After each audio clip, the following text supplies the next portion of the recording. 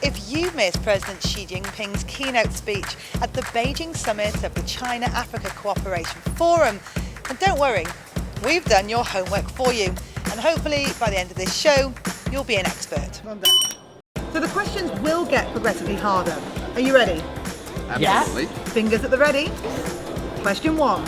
How many times has President Xi Jinping been to Africa? I'm going to give it to you. 4 times. It's a bit of a trick question, so I'm going to throw it back out to the floor again. Who knows the answer? He has been there 4 times as president, but actually 9 times in total. You're right, and you get the point. Woohoo! Raphael, I will give you half a point. Now, onwards and upwards, fingers at the ready. What opportunities did Xi promise to Africans interested in China? Answer. Okay, Chidi, I give it to you. He said there will be 50,000 government scholarships, 50,000 training programs, and 2,000 exchange opportunities. Great, Chidi, and 1 point to you. So moving on, the final 2 questions are simple true or false answers. So, question number 1. There will be a China-Africa bamboo centre? What? Oh, I don't know. I got too excited. Okay. Hold on, I know this one. It's true. Okay, guys, this is your very last chance to earn points. Are you ready? Yes. Fingers at the ready. True or false? China plans to increase imports into China from Africa. Okay, Roisin, I'm going to give it to you. True, I'm 100% sure about this. And do you know what? You're 100% right as well. Well done.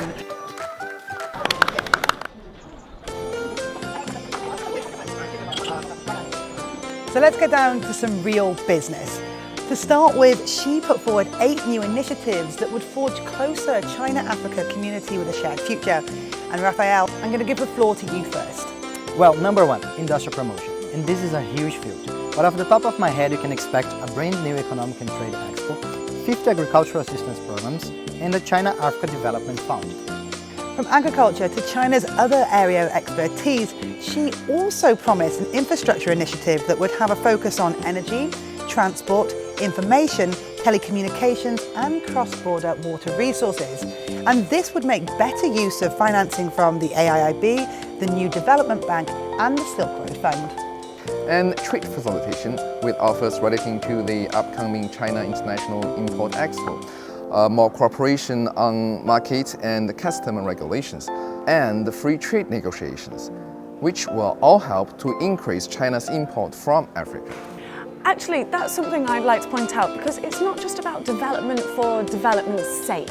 Growth has to be sustainable, has to take environmental protections into account.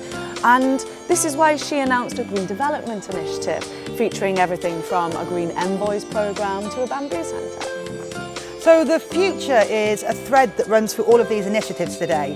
But what about the young? I mean, I couldn't help but notice the opportunities for the young just kept cropping up. So would anyone like to elaborate? Well, early on I mentioned how many opportunities Xi offered to this end.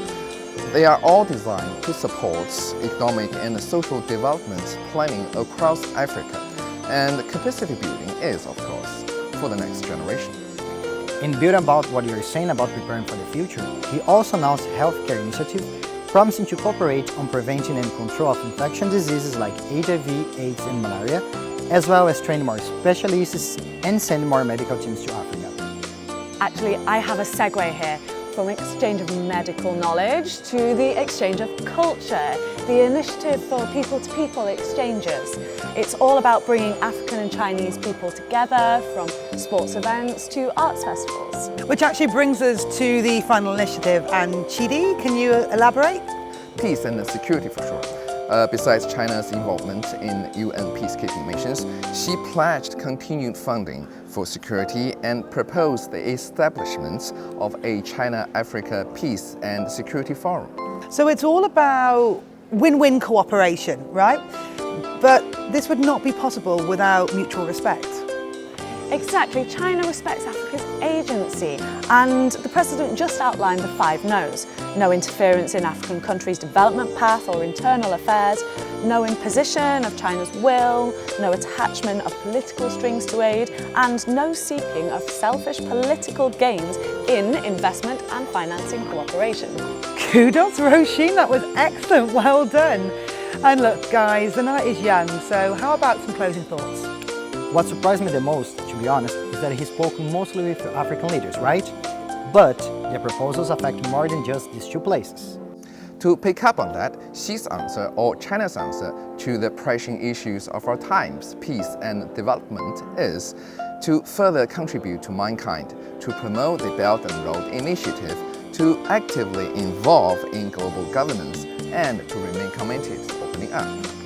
So, this is a rejection of protectionism and unilateralism. Instead, China has chosen to work towards a more inclusive, integrated world for the next generation. Yes, and we shouldn't forget that the next generation in China and Africa is the future of 1/3 of the people who live on this planet, and that's something that could change the world. Thank you very, very much guys for being involved tonight, and as President Xi Jinping said, a new day is dawning and the path ahead is bright. See you next time.